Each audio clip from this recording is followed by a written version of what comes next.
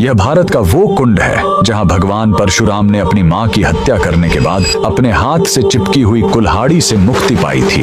यह कहानी है महान ऋषि जमदग्नि और उनकी पत्नी पतिव्रता रेणुका की। कहते हैं रेणुका हर दिन नदी से कच्चे घड़े में पानी लाती थी और उनके सतीत्व के बल से वह घड़ा टूटता नहीं था। उनके 5 पुत्र थे जिनमें सबसे छोटे थे विष्णु अवतार परशुराम। एक दिन रेणुका ने नदी में कुछ गंधर्वों स्वर्ग के संगीतकार को जल क्रीड़ा करते देखा। उन्हें देखकर एक पल के लिए उनका मन मोह में पड़ गया और उसी क्षण उनके सतीत्व का बल टूटा और कच्चा घड़ा टूट गया। जब वो आश्रम लौटी तो ऋषि जमदग्नि ने अपने योग्य बल से जान लिया कि उनका मन भटक गया था। वो इतने क्रोधित हुए कि उन्होंने अपने पुत्रों को आज्ञा दी, अपनी मां का वध कर दो। जब चारों बड़े भाइयों ने मना कर दिया तो क्रोधित पिता ने उन्हें तुरंत पत्थर बन जाने का श्राप दे दिया। इसके बाद परशुराम ने पिता की आज्ञा को अपना धर्म समझा। उन्होंने भारी मन से अपनी कुल्हाड़ी उठाई और अपनी ही मां का सिर धड़ से अलग कर दिया। उनकी आज्ञाकारिता से प्रसन्न होकर जमदग्नि ने वरदान मांगने को कहा। परशुराम ने तुरंत अपनी मां को फिर से जीवित करने और साथ ही पत्थर बन चुके अपने चारों भाइयों को भी मुक्त करने का वर मांग लिया। सब फिर से जीवित हो गए, मानो कुछ हुआ ही ना हो। लेकिन कहानी यहीं खत्म नहीं हुई।